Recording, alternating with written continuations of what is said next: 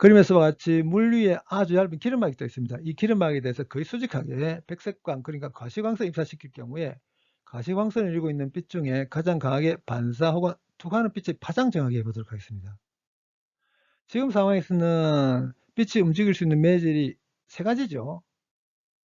공기, 기름, 물 세 개거든요. 이 말은 매질의 경계가 두 개가 있다는 걸 뜻합니다. 그러면 각각의 매질의 경계에서 반사가 일어나게 됩니다. 예를 들어서 밑에 있는 그림에서 같이 다색광의 빛을 공기 중에서 기름에 대해서 거의 수직하게 이렇게 입사시키겠습니다. 그러면 공기와 기름의 매질의 경계에서 일부분은 반사되고 일부분은 기름 안으로 들어갑니다. 그 다음에 기름 안으로 들어간 빛은 기름과 물의 매질의 경계에서 반사되게 됩니다. 이 반사되는 이 두 개의 빛을 본다고 했을 때 가장 강하게 반사되는 경우, 그러니까 보강 간섭 하는 경우에 빛의 파장, 그 다음에 가장 강하게 투과되는 경우, 그러니까 소멸 간섭하는 빛의 파장 정하기가 이 문제라고 볼 수 있습니다. 근데 공기와 기름의 매질의 경계에서 일어나는 반사와 기름과 물의 매질의 경계에서 일어나는 반사가 조금 다릅니다. 어떻게 다르냐 하면 여기서의 반사는 굴절율이 작은 공기에서 굴절율이 큰 기름 쪽으로 가다가 매질의 경계에서 일어나는 반사가 여기서의 반사고, 그 다음에 여기서의 반사는 굴절율이 큰 기름에서 굴절율이 기름보다 작은 물 쪽으로 가다가 일어난 반사가 여기서의 반사입니다. 굴절율이 작은 쪽에서 굴절율이 큰 쪽으로 가다가 매질의 경계에서 일어나는 반사는 이 경우와 아주 유사합니다. 긴 줄이 있는데 이 줄의 오른쪽 끝이 벽에 고정되어 있습니다. 그리고 줄의 왼쪽에서 오른쪽 방향으로 펄스 형태 파동이 벽을 향해서 접근한다고 있습니다. 그러면 결과적으로 이 벽에서 파동이 반사가 일어납니다. 근데 줄의 오른쪽 끝이 고정이 됐을 경우에는 반사된 파동의 모양은 입사하는 파동의 모양과 정반대로 뒤집혀서 이렇게 나옵니다. 이런 경우 반사에 의해서 위상이 180도만큼 뒤집혔다 이런 표현을 씁니다. 빛에 대해서 이 경우가 어떤 경우냐면 이 경우입니다. 굴절율이 작은 쪽에서 큰 쪽으로 진행해 나가다가 매질의 경계에서 반사가 일어날 경우 반사에 의해서 위상이 180도만큼 뒤집혀 버립니다. 근데 이걸 간단하게 어떻게 생각하면 되냐면 굴절율이 작은 쪽에서 큰 쪽으로 진행해 나가다가 매질의 경계에서 반사가 일어나게 되면 반사에 의해서 반파장만큼 경로차가 생긴다고 생각하면 됩니다. 그러면 이제 반사된 빛, 요 두 개를 본다고 했을 때 이 빛은 단순히 공기와 기름의 매질의 경계에서 반사된 빛이죠.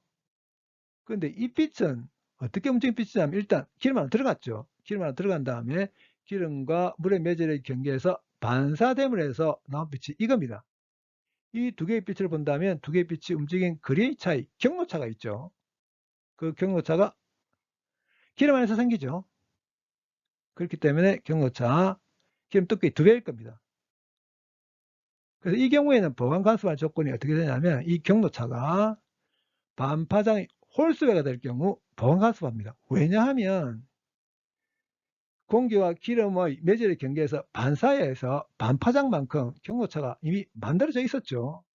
그렇기 때문에 이렇게 될 경우가 이제 보강 간섭할 조건입니다. 그리고 한 가지 주의해야 될 게 파장입니다. 이 파장은 어디에서의 파장이냐면 경로차가 만들어지고 있는 매질 내에서의 파장입니다. 그러니까 지금 상황에서는 기름 내에서의 파장이죠. 그러면 굴절율이 N인 매질 내에서의 파장은 공기 중에서의 파장을 굴절율로 나눠버리면 됩니다. 그래서 파장 정해보게 되면 이렇습니다. 그 다음에 이제 소멸 간섭할 조건은 이제 경로차가 파장의 정수배가 될 경우, 그리고 여기도 람다 N, N분의 람다로 쓸 수 있습니다. 그러면 파장이 이렇게 되겠죠. 그렇다면 이제 보강 간섭하는 파장과 소멸 간섭하는 파장을 이 분모에 있는 Mn 값들을 바꿔가면서 정해보도록 하겠습니다. 근데 여기 분자에 보게 되면 ENT가 공통으로 포함되어 있습니다. 그래서 일단 ENT부터 바로 정해보도록 하겠습니다. 정해보게 되면 이 N은 기름의 굴절율, 그 다음에 이 T는 기름의 두께입니다. 그래서 대입해보게 되면 812나노미터입니다. 먼저 보강간섭한 빛의 파장을 분모에 있는 이 M 값을 바꿔가면서 정해보도록 하겠습니다. 먼저 M이 0일 경우, M이 0일 경우 이 분모가 2분의 1 되죠. 그래서 M이 0일 경우에는 결과적으로 812에 2를 곱한 것에 해당되죠. 1624나노미터 해당됩니다. 그 다음에 M이 1일 경우, M이 1일 경우에는 이 분모가 2분의 3되거든요. 그러면 결과적으로 3분의 2 곱하기 812나노미터 되게 될 겁니다. 541나노미터 해당됩니다. 그 다음 M이 2일 경우에 분모가 2분의 5 되거든요. 그럼 결과적으로 5분의 2 곱하기 812나노미터 325나노미터 됩니다. 그 다음 M이 3일 경우, 4일 경우도 할 수 있습니다. 그 다음에 이제 소멸 간섭하는 빛의 파장을 M을 바꿔가면서 정해보도록 하겠습니다. M이 1일 경우는 812나노미터겠죠. 그 다음에 M이 2일 경우 812나노미터의 반, 406나노미터 할 겁니다. 그 다음에 M이 3일 경우 812나노미터의 3분의 1, 그러니까 271나노미터 해당됩니다. 근데 우리가 지금 찾고 싶은 게 뭐냐면 가시광선 영역 내에서의 파장입니다. 가시광선은 빨주노초 파란보의 색깔로 이루어진 빛의 한 영역이죠. 근데 빨간색의 파장이 대략 어느 정도 되냐면 700나노미터 정도 되고 보라색의 파장이 대략 400나노미터 정도 되거든요. 그러면 이 범위 안에 들어가 있는 파장은 보관간섭할 경우에는 541나노미터죠. 그 다음에 이 범위 안에 들어가는 파장은 소멸간섭하는 이 파장 중에서는 406나노미터 정도입니다. 541나노미터의 파장이 대략 여기입니다.